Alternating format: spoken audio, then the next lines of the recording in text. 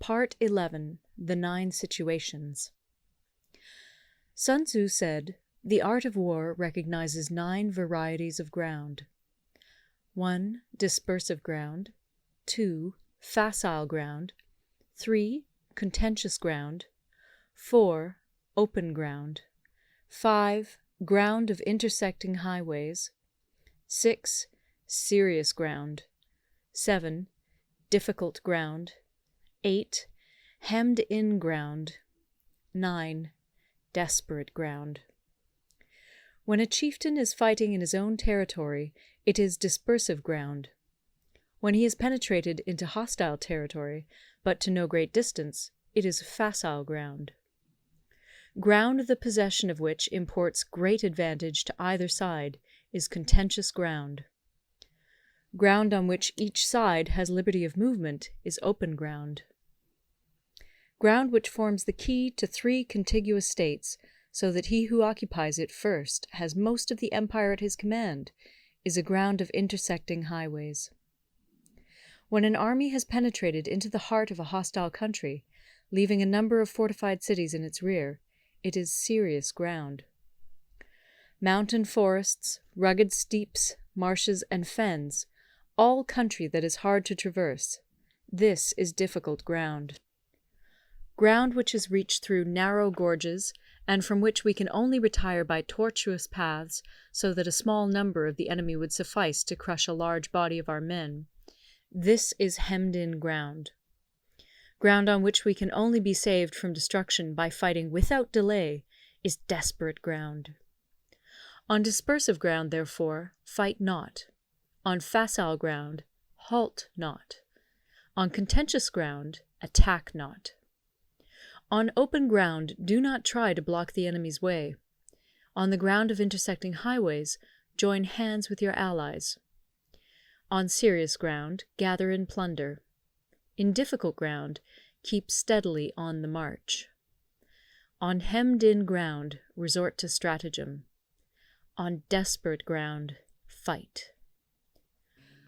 Those who were called skillful leaders of old knew how to drive a wedge between the enemy's front and rear, to prevent cooperation between his large and small divisions, to hinder the good troops from rescuing the bad, the officers from rallying their men. When the enemy's men were united, they managed to keep them in disorder. When it was to their advantage, they made a forward move. When otherwise, they stopped still. If asked how to cope with a great host of the enemy in orderly array, and on the point of marching to the attack, I should say, begin by seizing something which your opponent holds dear. Then he will be amenable to your will. Rapidity is the essence of war. Take advantage of the enemy's unreadiness. Make your way by unexpected routes, and attack unguarded spots. The following are the principles to be observed by an invading force. The further you penetrate into a country, the greater will be the solidarity of your troops, and thus the defenders will not prevail against you. Make forays in fertile country in order to supply your army with food. Carefully study the well-being of your men, and do not overtax them. Concentrate your energy and hoard your strength. Keep your army continually on the move, and devise unfathomable plans. Throw your soldiers into positions whence there is no escape, and they will prefer death to flight. If they will face death, there is nothing they may not achieve. Officers and men alike will put forth their uttermost strength. Soldiers, when in desperate straits, lose the sense of fear. If there is no place of refuge, they will stand firm. If they are in hostile country, they will show a stubborn front. If there is no help for it, they will fight hard.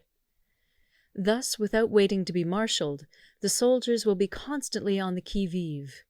Without waiting to be asked, they will do your will. Without restrictions, they will be faithful. Without giving orders, they can be trusted. Prohibit the taking of omens, and do away with superstitious doubts. Then, until death itself comes, no calamity need be feared. If our soldiers are not overburdened with money, it is not because they have a distaste for riches. If their lives are not unduly long, it is not because they are disinclined to longevity. On the day they are ordered out to battle, your soldiers may weep, those sitting up bedewing their garments, and those lying down, letting the tears run down their cheeks. But let them once be brought to bay, and they will display the courage of a Chu or a Kui. The skillful tactician may be likened to the Shuai Jan. Now, the Shuai Jan is a snake that is found in the Ch'ung Mountains.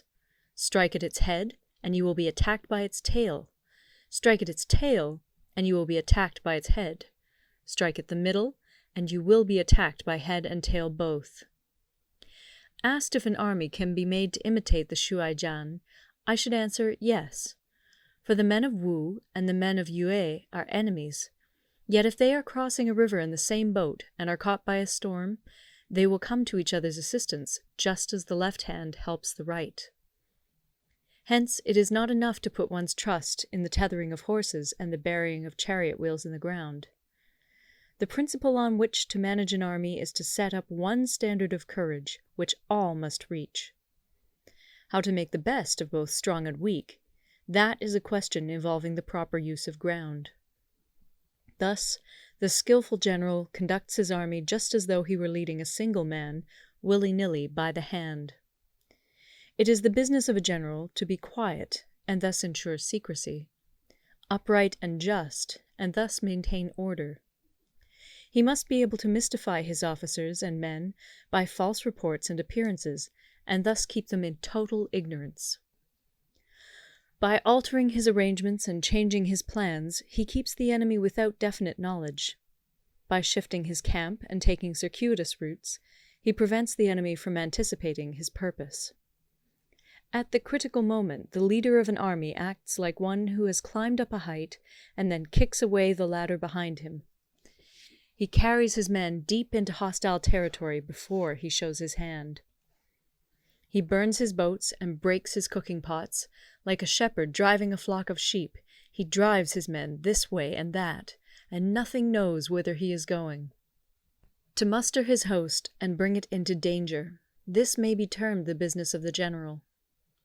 The different measures suited to the 9 varieties of ground, the expediency of aggressive or defensive tactics, and the fundamental laws of human nature, these are things that must most certainly be studied.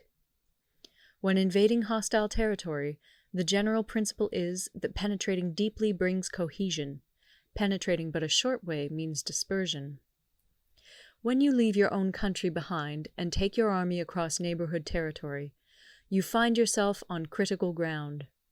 When there are means of communication on all 4 sides, the ground is one of intersecting highways. When you penetrate deeply into a country, it is serious ground. When you penetrate but a little way, it is facile ground. When you have the enemy's strongholds on your rear and narrow passes in front, it is hemmed-in ground. When there is no place of refuge at all, it is desperate ground. Therefore, on dispersive ground, I would inspire my men with unity of purpose. On facile ground, I would see that there is close connection between all parts of my army. On contentious ground, I would hurry up my rear. On open ground, I would keep a vigilant eye on my defenses. On ground of intersecting highways, I would consolidate my alliances. On serious ground, I would try to ensure a continuous stream of supplies. On difficult ground, I would keep pushing on along the road. On hemmed-in ground, I would block any way of retreat. On desperate ground, I would proclaim to my soldiers the hopelessness of saving their lives.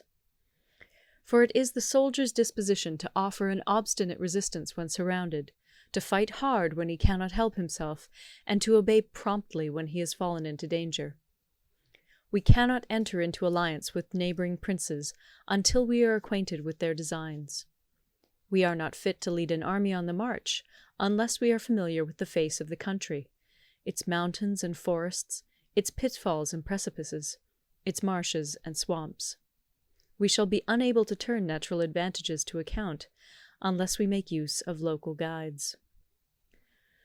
To be ignored of any one of the following 4 or 5 principles does not befit a warlike prince. When a warlike prince attacks a powerful state, his generalship shows itself in preventing the concentration of the enemy's forces. He overawes his opponents, and their allies are prevented from joining against him. Hence he does not strive to ally himself with all and sundry, nor does he foster the power of other states.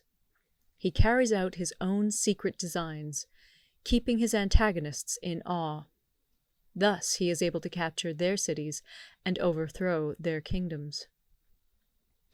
Bestow rewards without regard to rule, issue orders without regard to previous arrangements, and you will be able to handle a whole army as though you had to do with but a single man. Confront your soldiers with the deed itself. Never let them know your design. When the outlook is bright, bring it before their eyes, but tell them nothing when the situation is gloomy. Place your army in deadly peril, and it will survive. Plunge it into desperate straits, and it will come off in safety. For it is precisely when a force has fallen into harm's way that it is capable of striking a blow for victory. Success in warfare is gained by carefully accommodating ourselves to the enemy's purpose. By persistently hanging on the enemy's flank, we shall succeed in the long run in killing the commander-in-chief. This is called ability to accomplish a thing by sheer cunning. On the day that you take up your command, block the frontier passes, destroy the official tallies, and stop the passage of all emissaries. Be stern in the council chamber so that you may control the situation. If the enemy leaves a door open, you must rush in. Forestall your opponent by seizing what he holds dear, and subtly contrive to time his arrival on the ground. Walk in the path defined by rule, and accommodate yourself to the enemy until you can fight a decisive battle.